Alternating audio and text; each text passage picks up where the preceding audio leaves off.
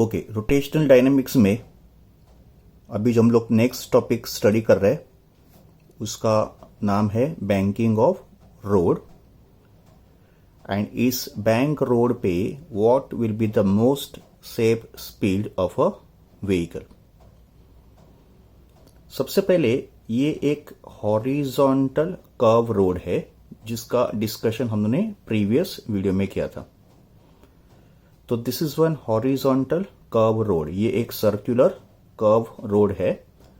Late C be the centre of curvature and let R be the radius of curvature.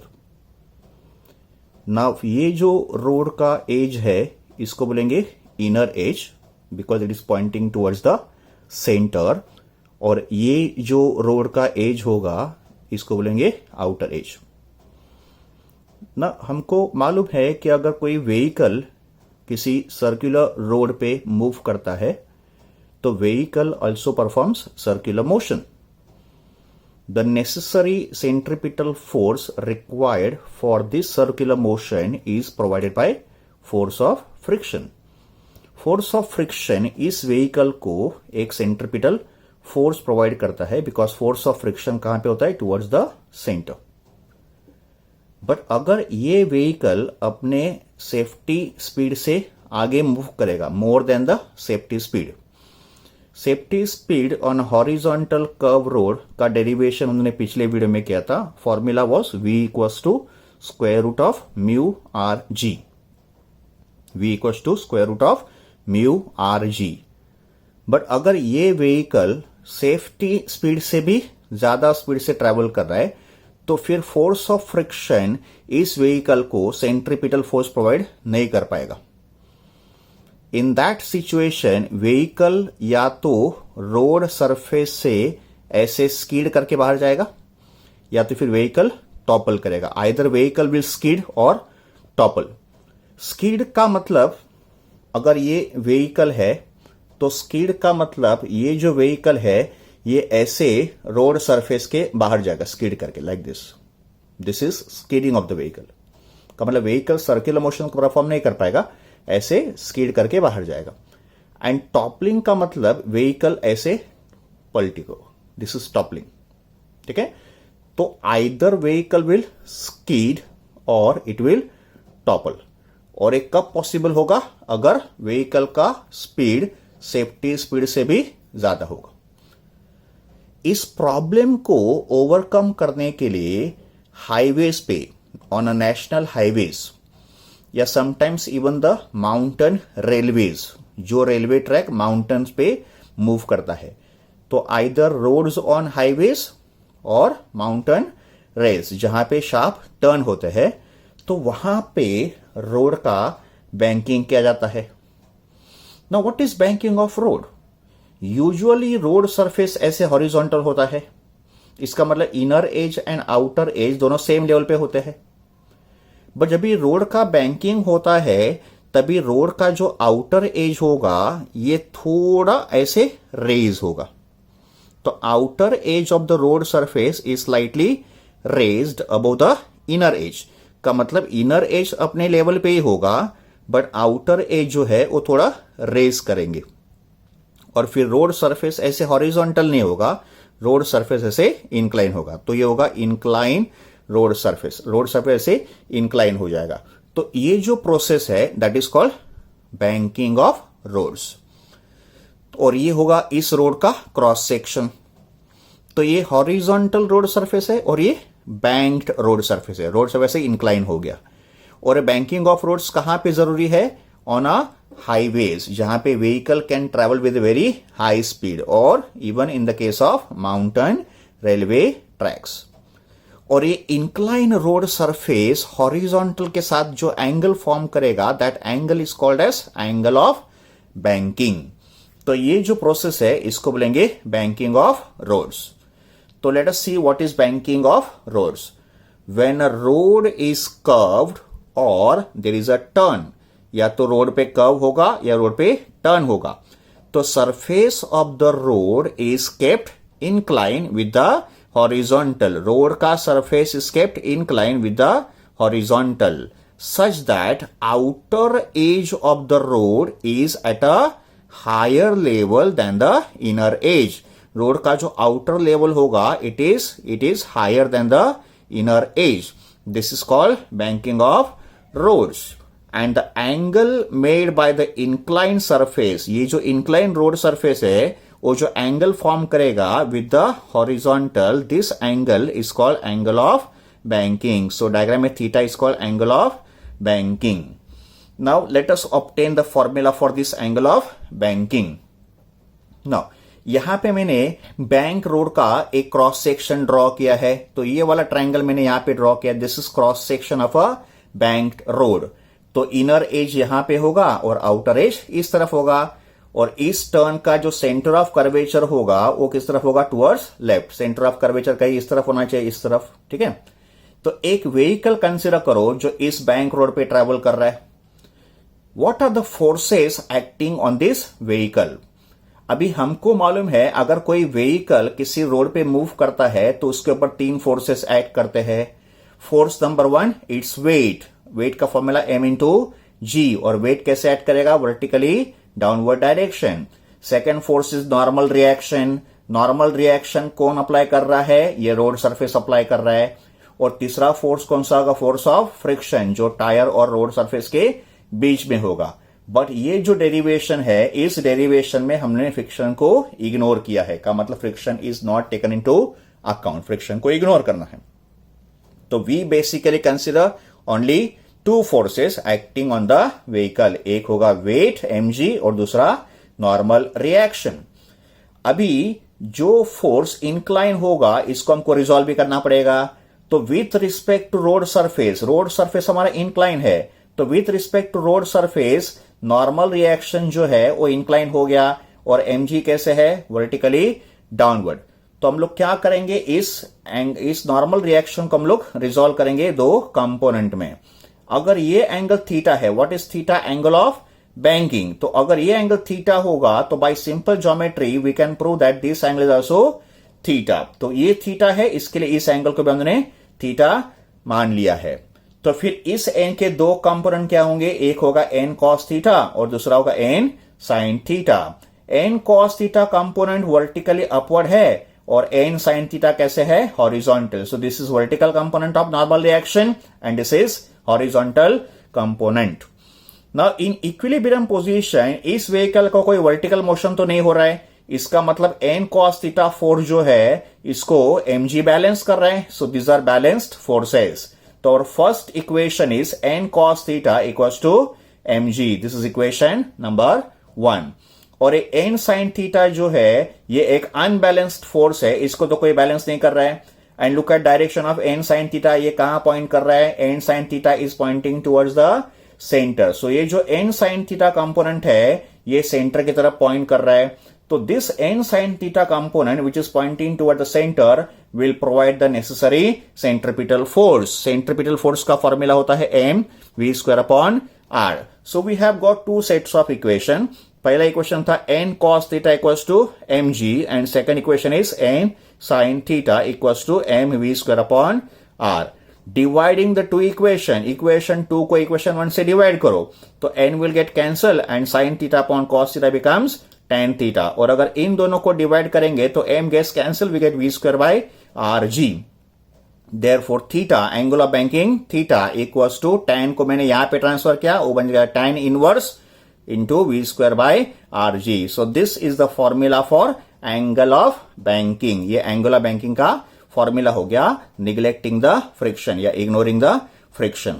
अगर हमको इस equation को simplify करना होगा तो आई कैन से v square equals to rg tan theta and therefore most safe speed on a bank road is given by the formula v equals to square root of rg tan theta। ये vehicle का most safe speed होगा, इसको maximum speed नहीं बोलेंगे, इसको बोलेंगे most safe speed. का मतलब इस स्पीड से कम या इस स्पीड पे व्हीकल आराम से टर्न ले पाएगा, तो ये उसको बोलेंगे मैक्सिमम या most safe speed of the vehicle on the bank road. Value is v equals to under root of rg tan theta.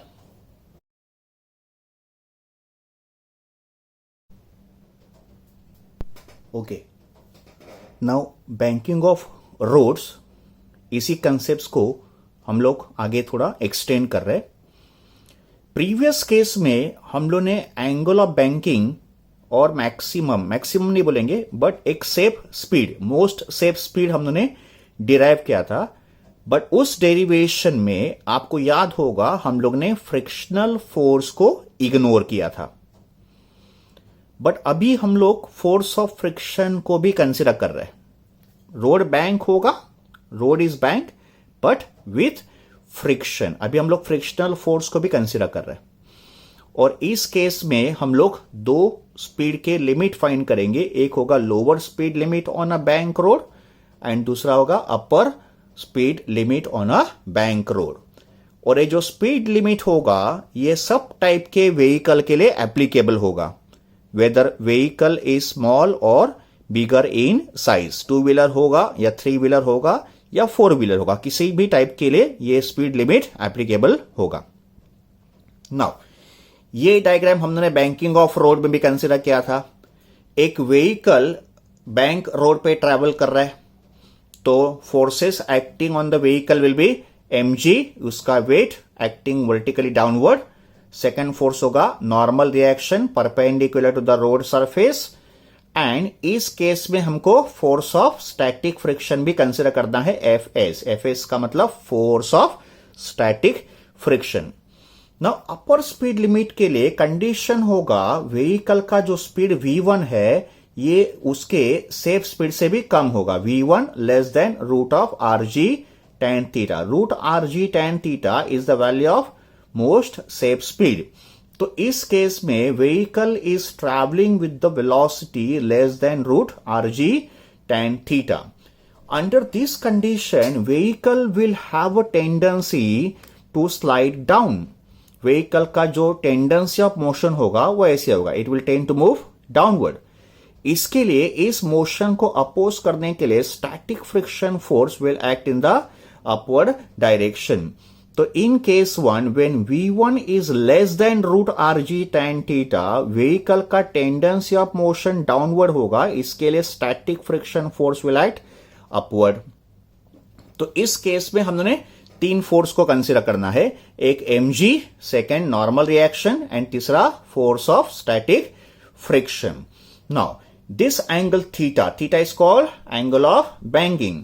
तो अगर ये एंगल थीटा होगा तो this angle also becomes theta and even this angle become theta. ये होंगे corresponding angles. फिर यहां पे हमने नॉर्मल रिएक्शन को रिजॉल्व करना है जैसे हमने प्रीवियस केस में किया था।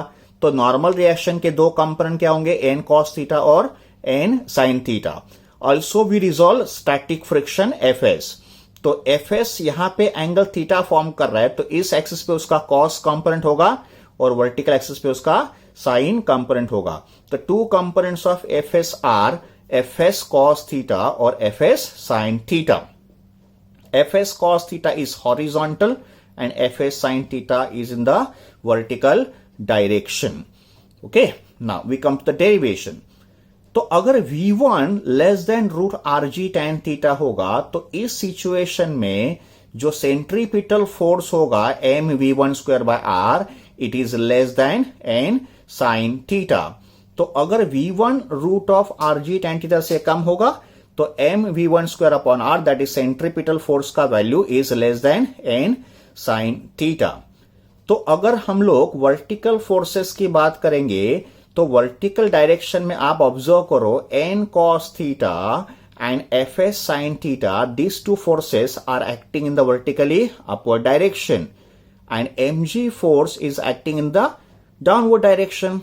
So in a vertical equilibrium I can say mg is balanced by fs sin theta plus n cos theta. इन दोनों को ऐड करेंगे because they are in the same direction. So this is equation number 1. And horizontal direction में n sin theta is towards left and fs cos theta is acting towards right. So these two forces are exactly in opposite direction, but इनमें से n sin theta force is greater than fs cos theta because n sin theta कहाँ point कर रहा है, towards the center.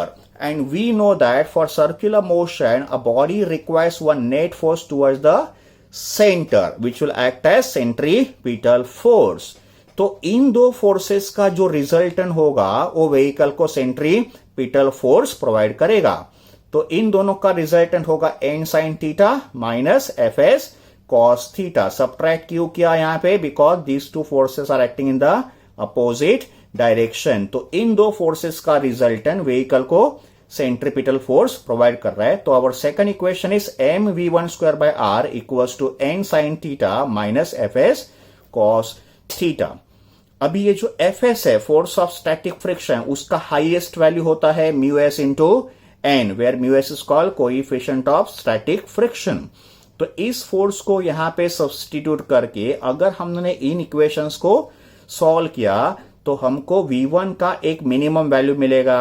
तो minimum value of this velocity we can call it as v minimum is given by the formula square root of R G into tan theta minus mu S upon 1 plus mu S tan theta. ये होगा minimum speed limit for vehicle moving on a bank road. Now second case में हम लोग find करें upper speed limit. Upper speed limit के लिए diagram almost same है, but यहां पे कंडीशन हमने लिया है v2 greater than root of R G tan theta. पहले केस में v1 का वैल्यू था less than root of R G tan theta. Second case में velocity of the vehicle v2 is greater than root of R G tan theta. Under this condition, vehicle will have a tendency to move away from the center. पहले case में vehicle का tendency था to move towards the centre, का मतलब in the downward direction. यहां पे vehicle will move away from the centre, का मतलब vehicle will have tendency to move this direction. तो इसका मतलब अगर टेंडेंसी ऑफ मोशन इस तरफ है तो force of friction will act in the opposite direction. तो ये होगा एफ एस का डायरेक्शन। तो दोनों डायग्राम में जो डिफरेंस है वो सिर्फ एफ एस के डायरेक्शन का ही डिफरेंस है, बाकी सब डायग्राम सेम है, बाकी उसमें कोई चेंज नहीं है। तो F S will act in the downward direction. Again bye simple geometry, अगर ये एंगल थीटा है तो ये एंगल भी थीटा होगा because they are alternate angles. F S को हमने यहां पे भी रिजोल्व कर दिया, तो ये होगा एफ एस कॉस थीटा और ये होगा F S sine theta. Previous case में fs sin theta was acting vertically upward. Now in this case fs sin theta is acting vertically downward. In the first case fs cos theta was acting towards right.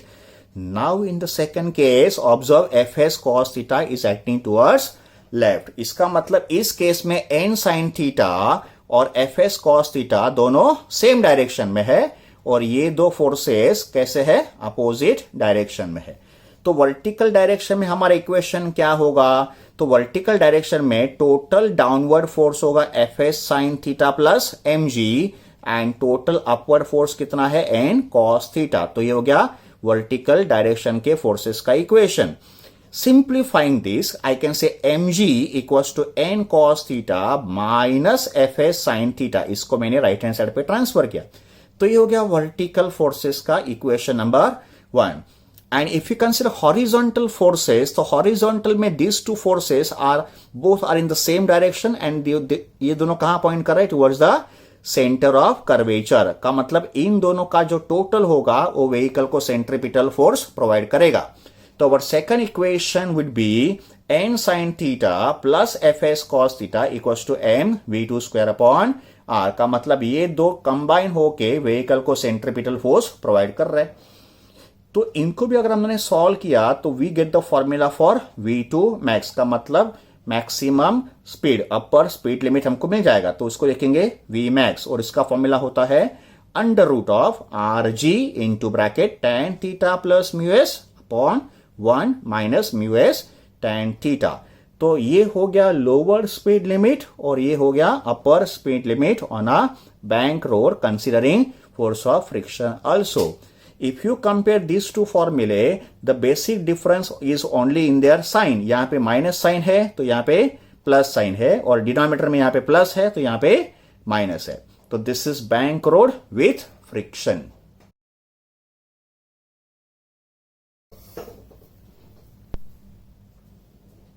Okay, अभी जो हमारा next topic है rotational dynamics का, एक interesting topic है और ये एक पेंडुलम का टाइप है। इसको हम लोग बोलेंगे कोनिकल पेंडुलम। बच्चों, पेंडुलम दो टाइप के होते हैं, एक है सिंपल पेंडुलम और दूसरा टाइप है कोनिकल पेंडुलम। सिंपल पेंडुलम आपने शायद नाम सुना होगा, और वैसे भी 12th स्टैंडर्ड में एक चैप्टर है ऑसिलेशंस, तो उस चैप्टर में सिंपल पेंडुलम के बारे में हम लोग स्टडी करेंगे। बट रोटेशनल डायनेमिक्स में हमको सेकंड टाइप का पेंडुलम स्टडी करना है, जिसका नाम है कोनिकल पेंडुलम। वैसे दोनों पेंडुलम के कंस्ट्रक्शन सेम होते हैं, सिंपल पेंडुलम हो या कोनिकल पेंडुलम हो, दोनों का कंस्ट्रक्शन सेम है, डिफरेंस उनके मोशन में है। तो पेंडुलम में क्या होता है, एक स्पीयर होता है, एक टाइनी मेटल स्पीयर होता है, जिसको हम लोग बोलेंगे बॉब। तो बॉब का मतलब एक छोटा मेटल का स्पीयर होगा, और इसको हम लोग एक लाइट स्ट्रिंग से टाई करेंगे। तो ये एक स्ट्रिंग होगा, लाइट वेट स्ट्रिंग होगा, और स्ट्रिंग को हम लोग किसी रिजिड सपोर्ट पे फिक्स करेंगे। अगर ये बॉब ऐसे वर्टिकल प्लेन में मूव करेगा, ऐसे ऑसिलेट करेगा, अगर ये बॉब ऐसे ऑसिलेट करेगा, तो ऐसे पेंडुलम को बोला जाएगा सिंपल पेंडुलम। कोनिकल पेंडुलम में ये जो बॉब है, ये ऐसे सर्कुलर मोशन परफॉर्म करेगा in a horizontal plane, uniform circular motion perform करेगा इन अ हॉरिजॉन्टल प्लेन। अगर ये बॉब सर्कुलर मोशन करेगा, तो ये जो स्ट्रिंग है वो ऐसे कोन का शेप फॉर्म करेगा, कुछ इस तरह होगा। देखो ये स्ट्रिंग है, हाँ, इसको हम लोग स्ट्रिंग कंसिडर करेंगे, और यहां पे एक बॉब है। तो अगर बॉब सर्कुलर मोशन करेगा, आप ऑब्जर्व करो, हाँ, ये स्ट्रिंग मैंने माना है, और बॉब समझो यहां पे होगा। तो अगर ये बॉब सर्कुलर मोशन करेगा, तो स्ट्रिंग देखो, स्ट्रिंग कैसे मूव कर रहा है, एक कोन के फॉर्म में मूव कर रहा है ना। तो when Bob perform circular motion, string will form a cone. That's why इस पेंडुलम को बोला गया है कोनिकल पेंडुलम। मोशन कुछ इस तरह होगा। ओके, नाउ हमको डिराइव करना है इस कोनिकल पेंडुलम का टाइम पीरियड, और इसका एंगुलर स्पीड, और इसका फ्रीक्वेंसी। एक सिंपल सा डेरिवेशन हमको यहां पे स्टडी करना है ना। मैंने यहां पे दो डायग्राम क्यों ड्रॉ किए हैं? तो फर्स्ट डायग्राम में हम लोग डेरिवेशन करेंगे इनर्शियल फ्रेम में, और सेकंड डायग्राम में जो डेरिवेशन होगा वो नॉन इनर्शियल फ्रेम में होगा। एग्जामिनेशन में आपको इनमें से कोई एक मेथड फॉलो करना है, बट मैंने यहां पे दोनों डायग्राम ड्रॉ किए हैं। ओके, तो let us study this diagram in detail. यहां पे बॉब का जो मास होगा, इसको हम लोग m डिफाइन करेंगे, और ये जो स्ट्रिंग है उसके लेंथ को डिफाइन करेंगे l। So let l be the length of the string, let m be the mass of the bob. Now ये जो स्ट्रिंग है, ये स्ट्रिंग ऐसे इंक्लाइन पोजीशन में होगा हमेशा, तो ये वर्टिकल लाइन के साथ एक एंगल फॉर्म करेगा, उस एंगल को डिफाइन करेंगे थीटा। तो theta is the angle made by the incline string with the vertical, ये angle theta. Let h be the height, vertical height, and let r be the radius of the circular path perform by this bob. तो यहां पे l होगा string का length, h होगा vertical height of the cone, and r होगा radius of circular path of this bob. Now, during circular motion, two forces will act on the bob. इस Bob पे दो फोर्सेस एक्ट करेंगे। कौन से दो फोर्सेस एक्ट करेंगे? एक होगा gravitational force, and we know that gravitational force always acts in a vertically downward direction. And second force होगा टेंशन, बिकॉज इस बॉब को हमने स्ट्रिंग से टाई किया है, तो ये जो स्ट्रिंग है इस बॉब को ऐसे पुल करेगा टुवर्ड्स द रिजिड सपोर्ट। तो टेंशन फोर्स यहां पे एक्ट करेगा टुवर्ड्स द रिजिड सपोर्ट। तो tension force T and weight mg, these are the two forces acting on the bob. Now since tension force is inclined, हमको tension force को सबसे पहले resolve करना पड़ेगा। तो लेट अस resolve tension force into two components. अगर ये angle theta होगा तो ये एंगल भी थीटा होगा, because they are alternate angles. Resolving T into two components, एक होगा T cos theta and the other component is T sin theta. T cos theta is vertically upward and T sin theta is in the horizontal direction pointing towards the center. In a vertical direction, we can say T cos theta is equal to mg because they are in the opposite direction. And in a horizontal direction, T sin theta unbalanced force है, तो inertial frame में हम लोग क्या बोलेंगे, ये जो T sin theta है ये टुवर्ड सेंटर पॉइंट कर रहा है, therefore this T sin theta will act as a necessary centripetal force. And non inertial frame में अगर हम लोग बॉब की तरह कंसिडर करेंगे इन टर्म्स ऑफ बॉब, तो अगर बॉब सर्कुलर मोशन कर रहा है तो with respect to bob will experience one centrifugal force. तो सेंट्रीफ्यूगल फोर्स का फॉर्मूला mr ओमेगा स्क्वायर होता है और centrifugal force always acts away from the centre. तो ये centrifugal force T sin theta को बैलेंस करेगा. तो यहां पे mr omega square is centrifugal force जो नॉन इनर्शियल फ्रेम में होगा, और यहां पे T sin theta will act as centripetal force. Centripetal force arises in the inertial frame. तो either you derive the formula using inertial frame और you can derive the formula using non inertial frame. Derivation में कुछ भी difference नहीं होगा, सिर्फ दोनों में फ्रेम अलग होंगे. नाउ सिंपल ज्योमेट्री देखो डायग्राम में. In the diagram I can say sine theta equals to opposite upon hypotenuse. का मतलब sine theta equals to R upon L, therefore R equals to L sine theta. And cos theta equals to adjacent side upon hypotenuse. का मतलब cos theta becomes h upon L. This implies h equals to L cos theta. Now, analyzing the forces in a vertical direction, we can say T cos theta equals to mg because they are acting in the opposite direction. And inertial frame में T sin theta is centripetal force and non-inertial frame में T sin theta is balanced by centrifugal force. तो T sin theta equals to mr omega square, where omega is angular speed of circular path of the bob. Dividing equation 2 by 1, T will get cancel. Sin theta upon cos theta becomes tan theta, और इसको divide करने से m gets cancel. We get r omega square by g. Therefore, omega square becomes g tan theta upon r. Taking the square root, omega equals to under root of g tan theta by r. यहाँ पे मैंने square root लिया है, but omega का formula 2 by t भी होता है, where t is called time period या पीरियोडिक टाइम. तो इन दो फॉर्मूला को अगर मैंने सिंप्लीफाई किया तो I can say t equals to 2 pi under root of r by g tan theta. Cross multiply किया मैंने, आई गॉट t का फॉर्मूला.